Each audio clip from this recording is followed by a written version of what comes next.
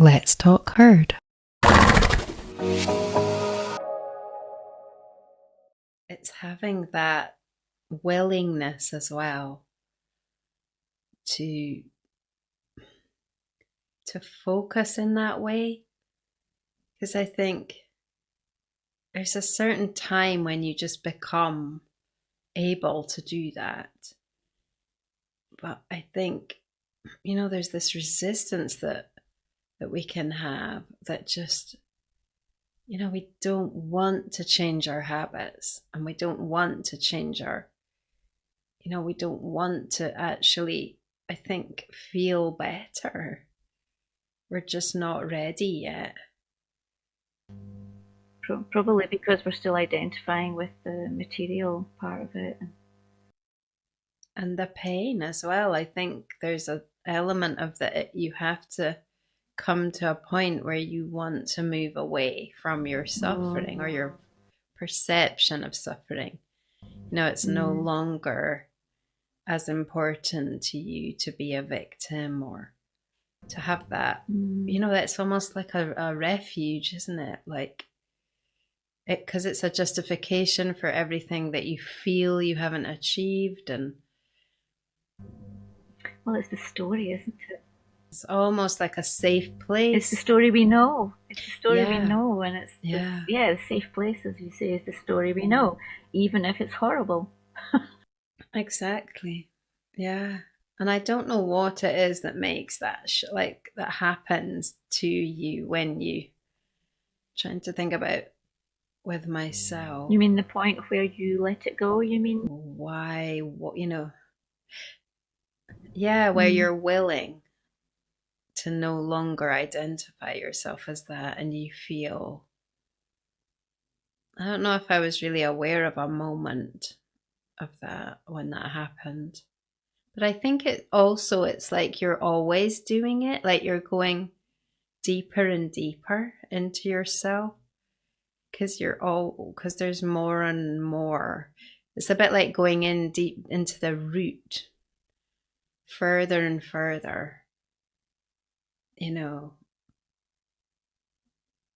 And I think those like the oldest habits are the deepest ones, and so it's a process. And even when you think you've changed it, you will come back to it on a different level. It's a similar vibration, but on a different level. It's that spiral.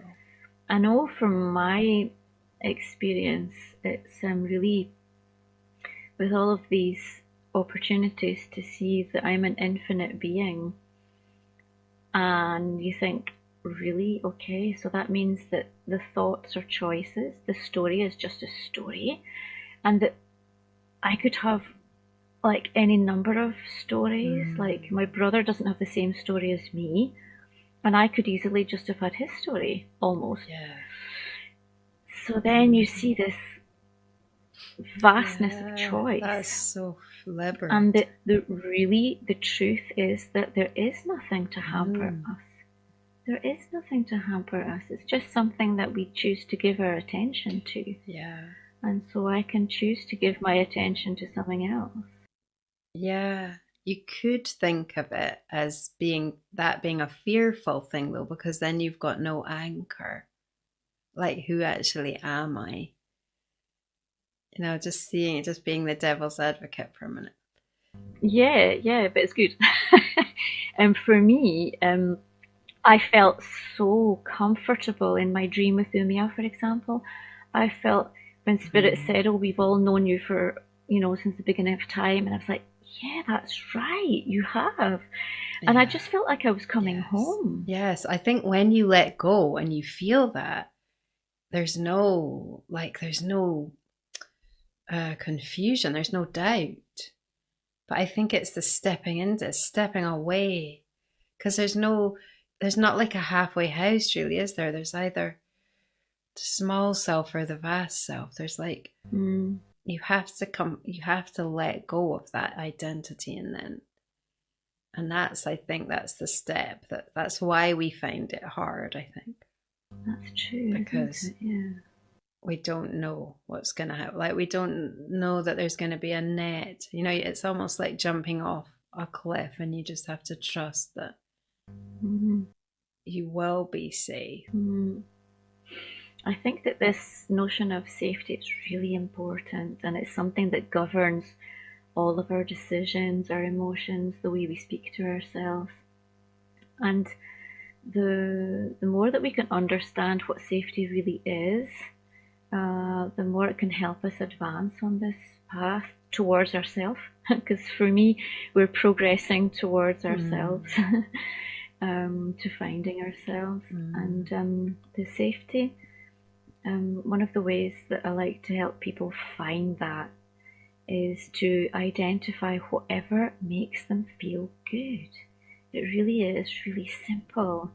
It's like if something makes you feel, I don't know, let's say your favorite feeling is calm, and that you love to feel calm, and you just, it's like, oh yeah, that's just the best.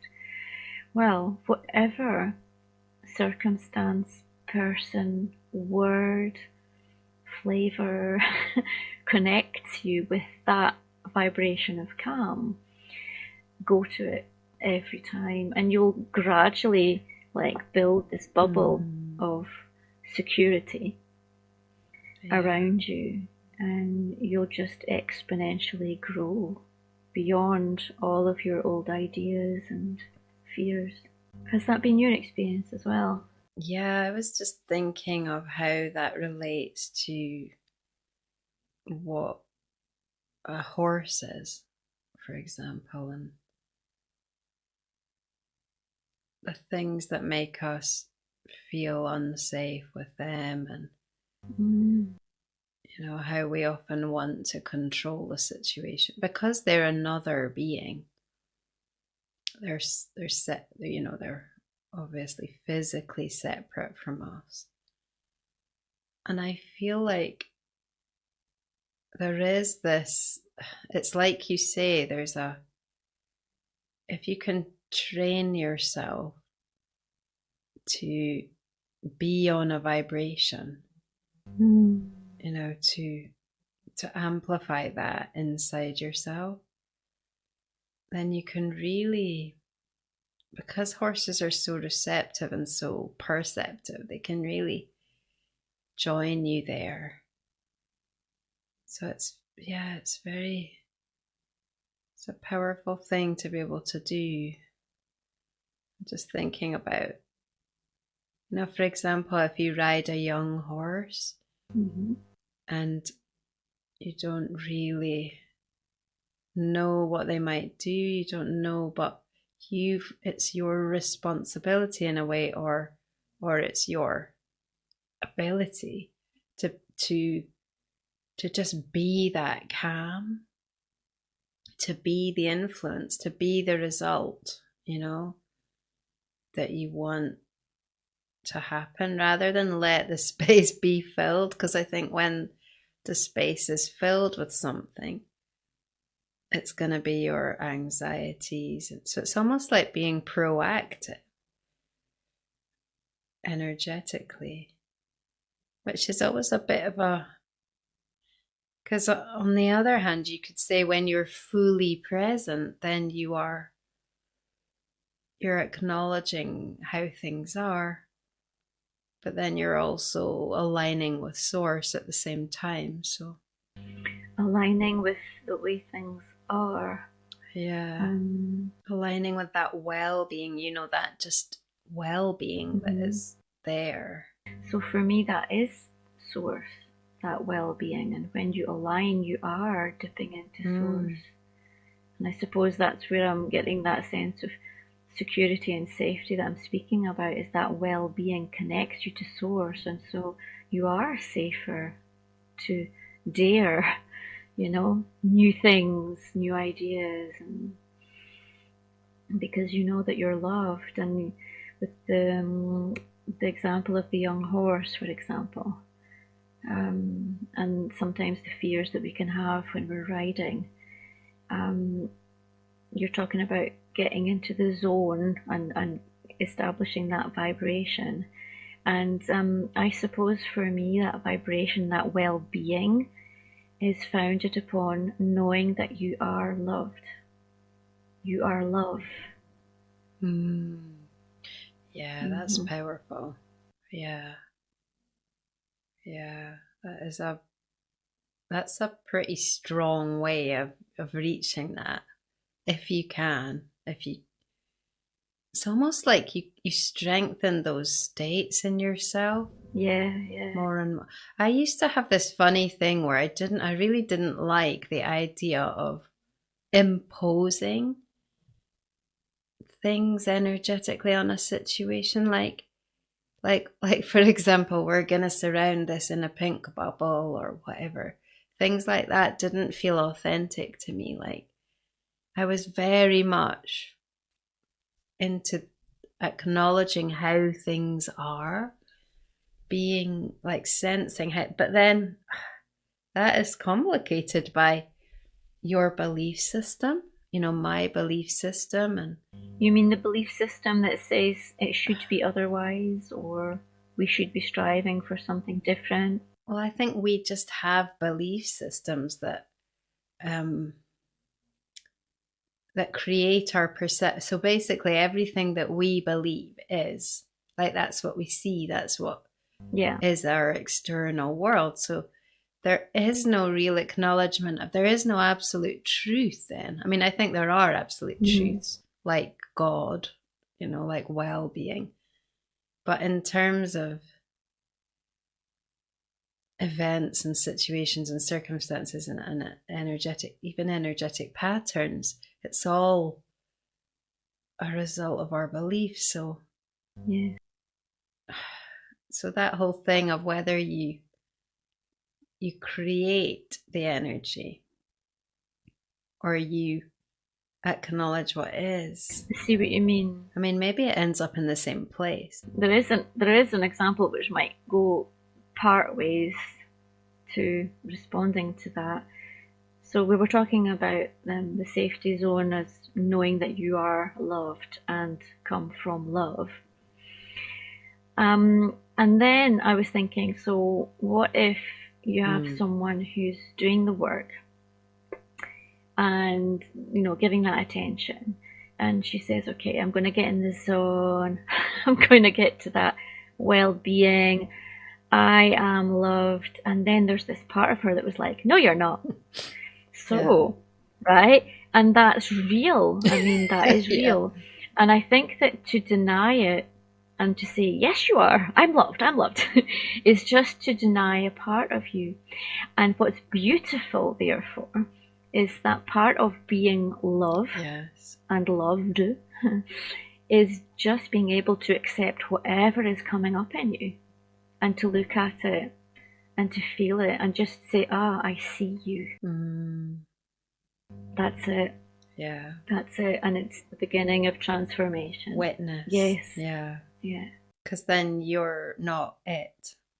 Yeah. Yeah. Is that not identifying? I think that's what I like, why I was so attracted to the acknowledgement part of it. Mm-hmm.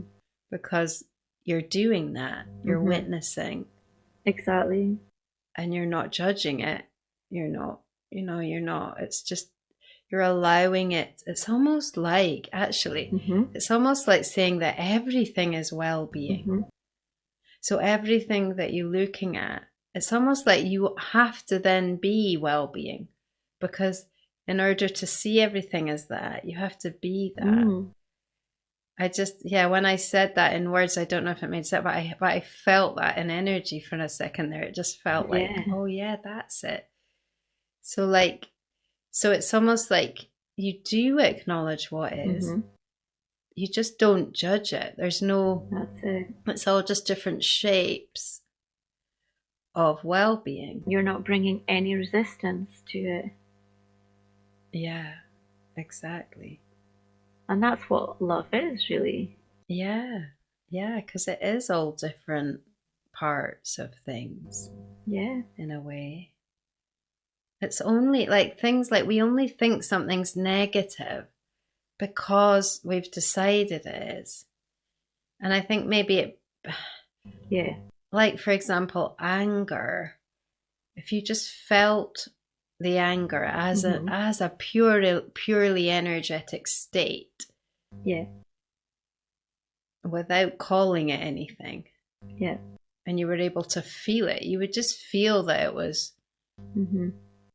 you would feel it was kind of like a burst of energy, whatever you want, however you want to describe it, or with colors, and but it's only our reaction to it that really makes it something that you could even describe as negative, because it doesn't need to be. Yeah, and we can say that negative and positive, they don't exist. There just is what is. Mm. And so if you take the example of anger rising up or fear, and you're able just to say, oh, hello, fear. So how are you today? And why are you there? And just start to have a dialogue, and Mm. listen, because we're wonderfully put together. Nothing happens by accident. And if fear or anger is there, it's because there is an opportunity to love ourselves more. Mm. And so each situation that comes up that we do find challenging in that kind of way, it's because there's a little corner of us that could receive more love. And so Mm. it's drawing our attention to it. It's an Yeah. invitation. It's wonderful. And what is that as an energy, that fear? Like often when you really tune in to that vibration itself, you sense that it's like, often it shifts anyway. It would shift into, you can shift it into excitement Mhm. quite easily. So I think it really is just perception. Yeah, based on a belief. Yeah.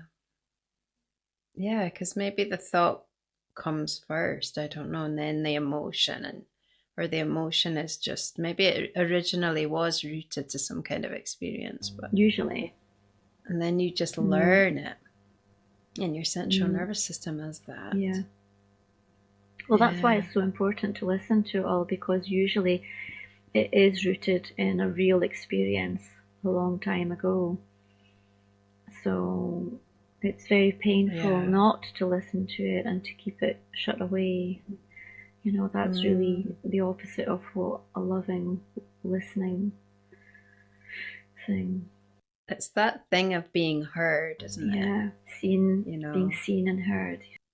yeah, that's really And that's what powerful. Spirit said to me. Yeah, we see you, we know you, Yeah.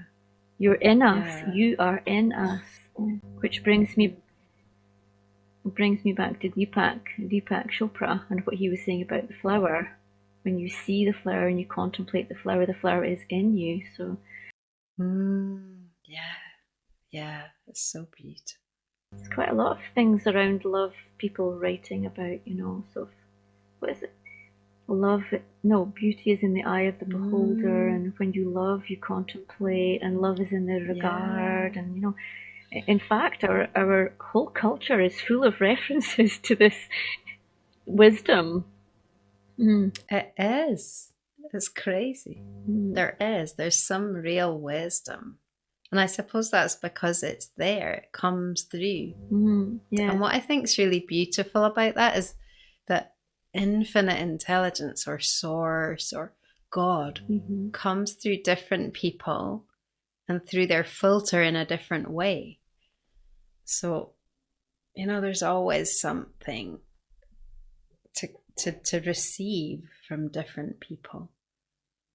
And they're not, they're usually agreeing with each other in some way. Well, we're all source, so fundamentally, we all Yeah. have the same message and the same desire and the same home, which is Yeah. beautiful. When you start to hear that message behind your own words and behind the words of other people, then you can really start to live in that source more and more. And I really believe that that's that's why we're here. That's the whole reason for everything, Mm-hmm. this being. Yeah. Beautiful. Do you have a something unfolding at the moment with your horses, or with what you're doing with people, or where would you say you're at with that journey? Well, I recently, in the last 2 or 3 years, decided to let go of these fears that we're talking about, that kind of halfway housing thing. Yeah. And so my work is focused on accompanying people through these transitions, these transformations, with all of these different tools that we've been speaking about tonight, with the horses to help, because as we said, they're such a great, powerful anchor and have a powerful effect on people. I think that horses are able to communicate into the heart of a person, and maybe the person can't put words to it or can't really describe it, but it just goes straight to where it needs to be, vibrationally speaking. Yeah. So true.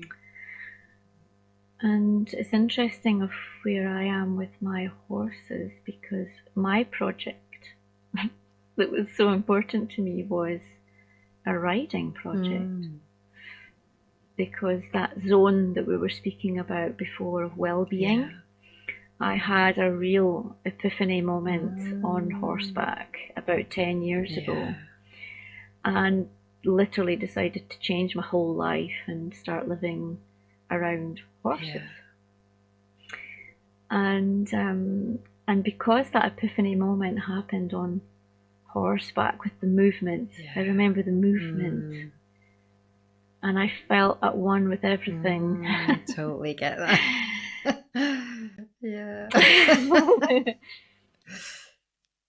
And the funny thing is, so I changed my whole life to buy a house, sold a house, bought another house with land to have horses, changed my job. And that's been 10 years that I've been doing pretty much everything but riding horses. Yeah. So I have ridden from time to time because I never lost sight of that, and it was a really deep desire. And today, after a few weeks of not being able to spend enough time with my horses, it was a beautiful day, and I had the afternoon free. So I went out to my horses, and can I tell you about that moment? It was really beautiful.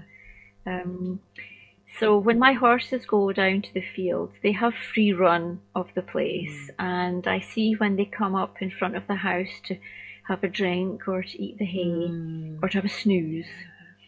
But very often for night time, they like to go off down into the field, and when they're in the field, I don't see them because it's a big field and it goes around the back. And so what's lovely now is that I can call them, and I've got a special call that I do for them. And it takes them a long time to come back from the field. So I just call, and I feel like a horse. I feel like a horse neighing. That's so cool. Kumara. Oh my God. And so I'm kind of in that, So I feel like a horse. And I give that, I feel like I'm emitting that horse energy when I give that call. That. And horses, when they neigh to each other, they'll neigh and then they'll wait. And then they'll neigh again, and they might neigh a couple of times, and then they'll wait again. So that's what I do. And because it's been two or 3 weeks since I spent any real time with my horses, and I felt one of my horses, Kumara, I felt he was sad. He saw me the other day, and we were quite close, and he looked at me and he was like, well, is there any point in me coming to see you? Because, it's like, wow, I miss you. Or will I just keep eating the grass? Just tell me now. And so when I was calling today, I was thinking, oh my goodness, I hope they come, because I felt guilty, in fact. I felt like I'd abandoned them, and I just felt, I know that. So he came, and he stood at the tree base, just looking at me. And I felt like he was like passing me this message, like, well, you called and I've come, and are you want to spend time with me? So like, because I'll Are come if you you want to spend committing? time with me, but yeah, I really want it to be important to you too. Oh. And so yeah, it was very nice. So I respect that as well.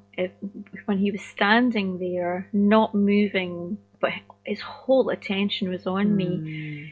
And so I moved towards him a little bit, but then I also stood and just allowed that communication. And I Yeah. often do that mirror thing with them, Mm. I try as much as I can to like enter into their way of communicating. And if he Yeah. was standing still to communicate that, that's because that he was comfortable with that. So I want to go into that comfort with him. So Wow. so then he advanced a little bit and I advanced a little bit, and and then we found each other and it was lovely. Mm.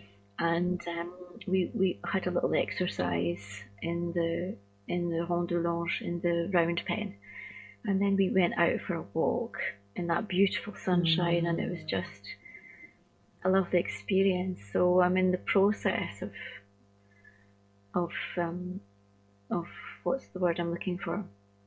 I have arranged to go out with some local people Right. on very short riding sort of circuits. And I've explained that I'm coming back from an injury, so I've not ridden for about 2 years. Mm. And also everything that an injury entails, Yeah. when you Yeah. change that relationship with your body. Yeah. Talking about fear earlier, so that whole thing of self-protection. Yeah. And also thinking about Kumara, because he's a young horse. He's got a little bit of experience. And just as we were walking together, just saying to him, well, I would really like to do this. What do you think? What do you think?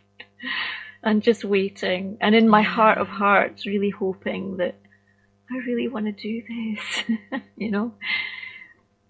Can this be right for us? What do you think? Yeah.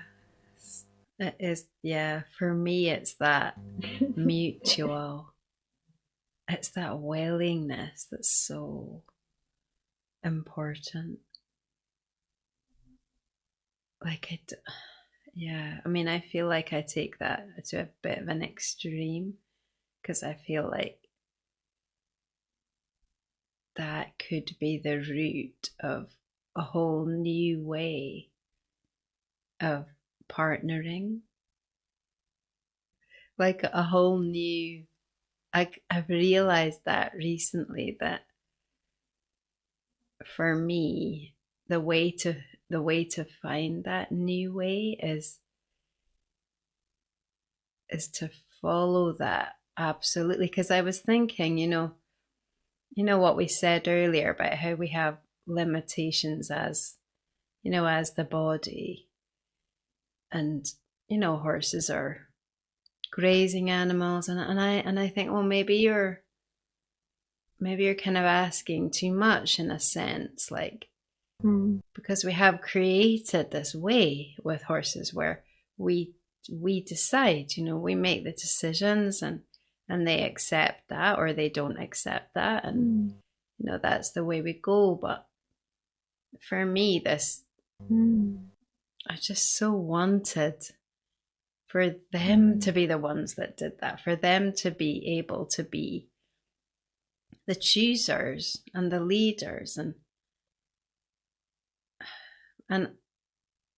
I do feel good about it now because I know that they can be, because I've had a few times, well, quite a lot of times now, with Karamba especially. mm, So I know they can do that.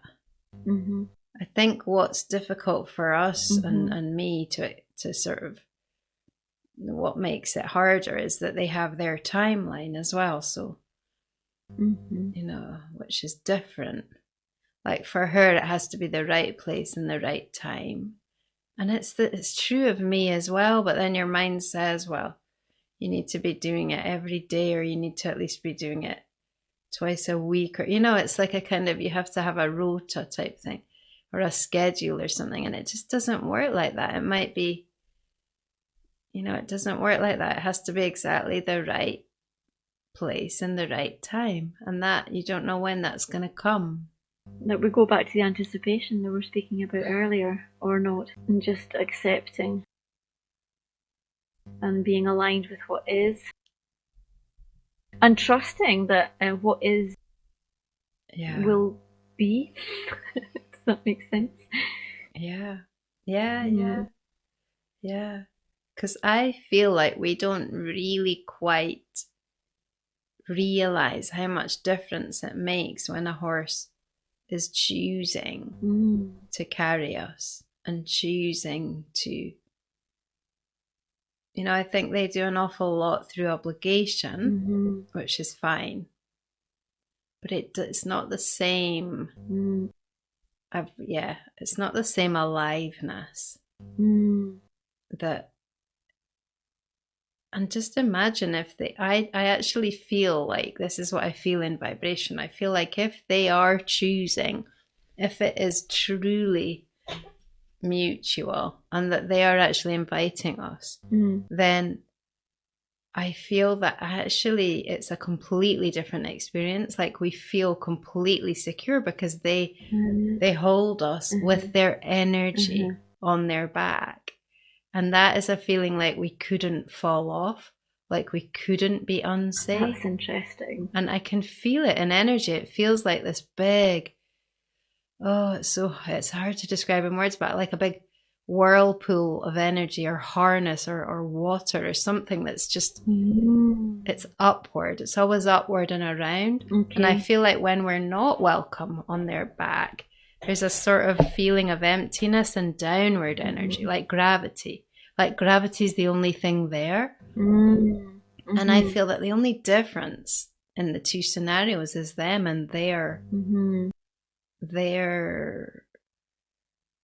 attitude's not the right word, maybe, but their choice.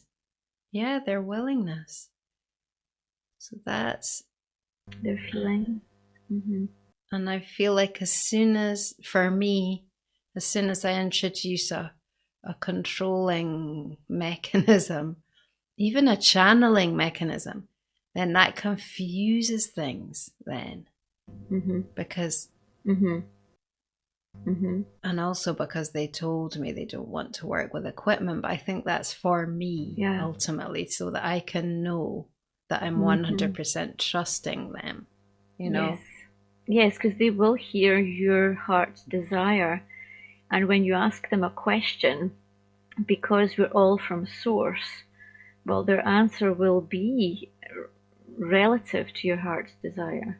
So it's funny, isn't it? Because earlier you were talking about, well, do I influence the vibration or do I not? And it's more cyclical than anything else, I was thinking about what you were saying about sort of being with them and allowing them to carry us. And when I was talking with Kumara today, I realized that I have a choice, and that's maybe he was helping me to see that, because there were some things where he didn't answer me, so that's information, and that's what I wanted to say as well. When you're accepting what is, and you're wanting to communicate with your horses or any animal, it's not saying that if you don't get an answer then you've failed. You don't have to have an answer. Sometimes silence is information. So what I did feel in the absence of a concrete answer from him was, if I decide to do this riding with him, then I need to completely deliver myself to him. He's carrying me, and I'm going to suggest ways that we can go, but if ever anything unexpected happens, I am going to be clear in my head that I'm following him. And so that's one base that we established today. And maybe he needed that base to be established Yeah. before he can give me the other answers. Yes. I don't know. Yeah. Yes. Yes. I think it works like that. Yes, it really does. Yeah. Yeah. He needs to know that really he is the, trying to think of the right word, that he's got the responsibility in a way for you, that he can be responsible. Yeah. Yes. That it's really a partnership, it's really equal. Yes. And as much as he can look after me, sometimes I can look after him, and it's fluid, Yeah. you know? Yes. It's not Yeah. fixed. And he can ask me for help if he needs to. Yeah, exactly. Yes, it is. It's a two-way. Yeah, it's not just a dialogue, but a two-way beingness. Yeah. Mm. And that way, that I do love the way that different partnerships bring out those different aspects, like there's different expressions. Everybody has, in other words, everybody has their own opportunity with their own horse to discover their own inner, their own freedom, I suppose. Yeah. And I think the horse that you've attracted in your life reflects that. Mm-hmm. Like they will embody that for you. They'll embody your opportunity. Mm-hmm. Mm-hmm. So it's like there is no good or bad horse or good or bad partnership or right or wrong way. It's just finding um your alignment, I suppose. Which can change from moment to moment, from day to day. Yeah. It's that, in fact, I think that is what alignment really is. It's that capacity to ebb and flow and to listen and to respond, Yeah. and not to look for fixedness. Yeah, not to start having expectations and start to always coming back to the dialogue and to that moment and to the present. And I always test it. It's like muscle testing of your inner guidance system. Like I'll test out, like for example, this thing about the horses not wanting to have equipment involved in our partnership. So I'll just test out, is that, or is that something that's just in the past? Maybe that's changed. And I just feel bad. It feels bad to think that. Mm. So it feels good to feel that I understood that and that's how we're doing it. That feels good. So that to me is just the answer to that. It's like I don't feel like I'm holding on to things. And I think the more times you allow yourself to open your mind, to allow possibilities, the better you get at that. Yes, that's it. Yeah.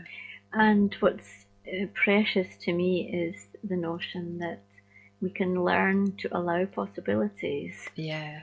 all the while accepting that sometimes we feel too afraid, and that's okay. Yeah. Yeah. It's okay to say, oh, I wish I could be more courageous and be more flexible, but I've got this knot in my stomach. Yeah. Okay, so let's just stay with the knot then. Yeah.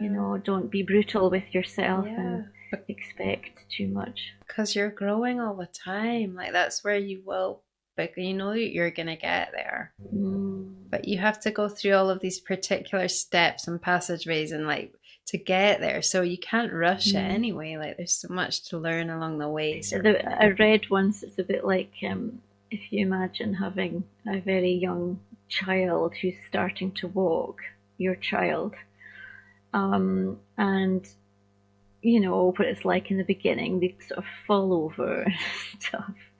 Well, it would be unconceivable for you as a parent to say to that child, for goodness sake, you're not walking already.